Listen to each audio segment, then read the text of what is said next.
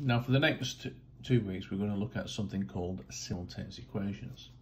Now simultaneous equations consists of two variables. So solving equations we only have the one variable, so you have things like 2x plus 1 equals 7, one variable, one letter.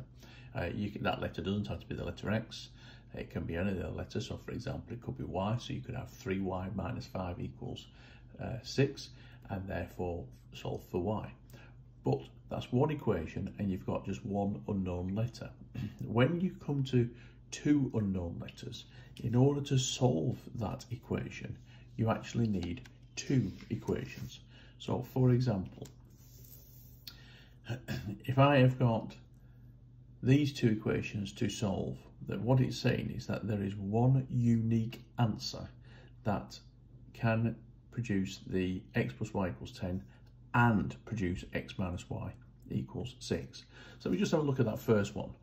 Well, because when I say unique answer, if I've got one equation, there are many answers. So for example, x could be nothing, y could be 10, because nothing plus 10 is 10. Or it could be the other way around, that could be 10, that could be nothing, so 10 plus nothing, 10.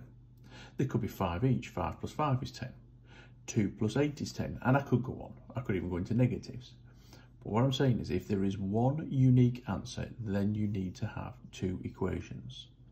Now, in order to solve simultaneous equations when you've got two equations, you must first of all, in this setup, add the two equations together. Now, the reason why you have to add those two equations together is because y, positive y, add a minus y, so y, take a y, nothing, disappears. X plus x is 2x, and 10 plus the 6 is 16. So adding those two equations together eliminated the letter y, and therefore produced something that you're more familiar with.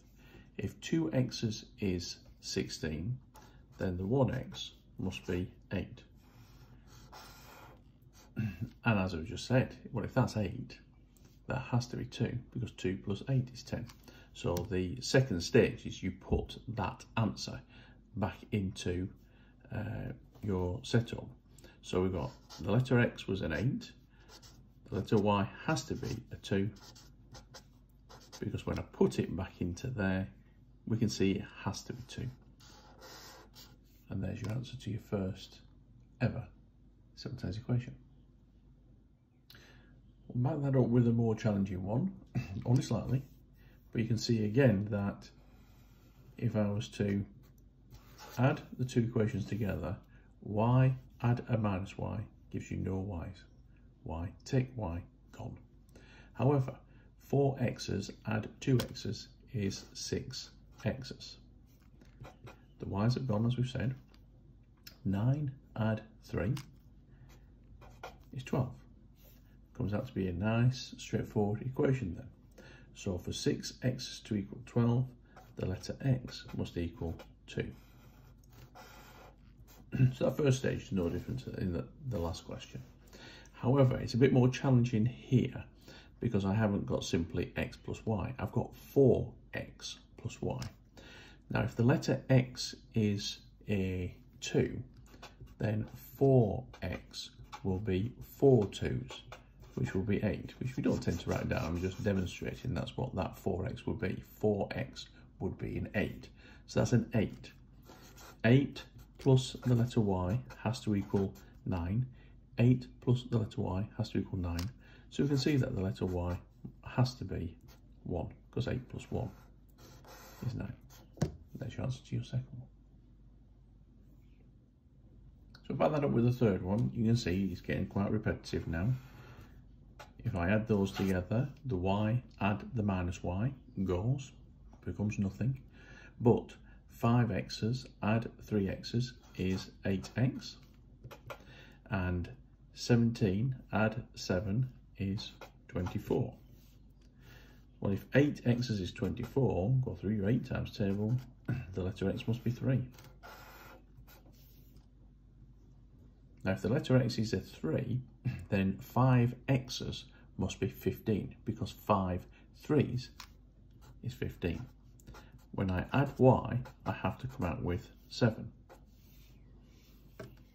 Now here, more challenging than the last two, you'll notice that y cannot be a positive number, because you can't add a number to 15 to get 7. However, I've just used the rules of rearranging an equation.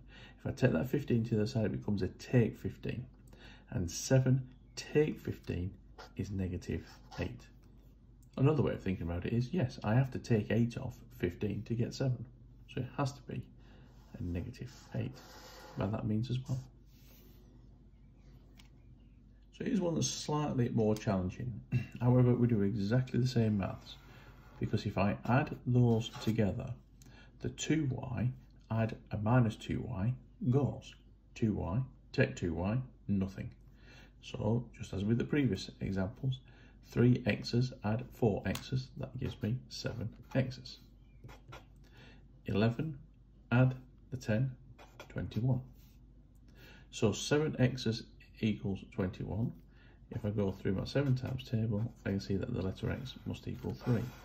7 3's 21. Now repeating myself with what I've done in the previous examples, if I put 3 into 3x, 3 3's make 9.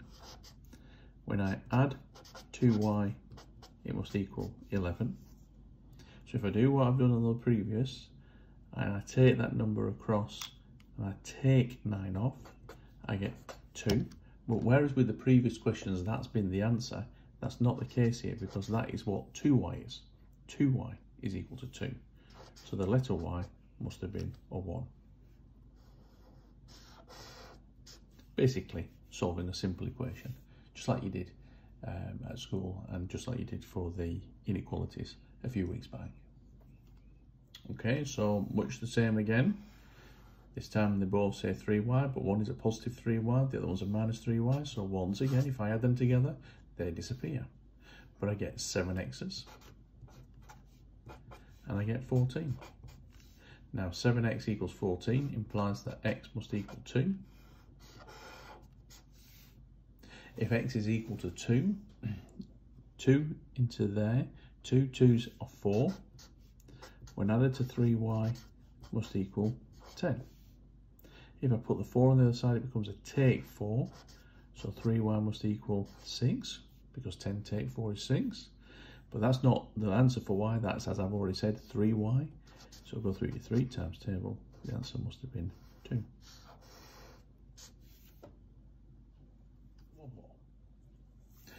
Just like with the previous, we've got 3y minus 3y, so once again adding them will get rid of that. 6 x's add 5 x's is 11x. 9 add the 13 is 22. If we go through my 11 times table, I see that it must be 2. 11 2's are 22. If I put 2 back into that equation in place of x, 6 2's I get 12. Add 3y has to be 9. And for the second time in this lesson, I can see I come up with a negative answer, because I can't add a number to 12 to get 9.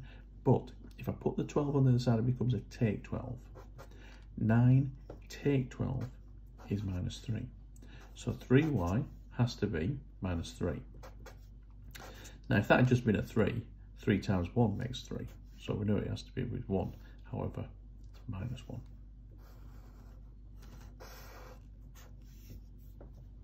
Done.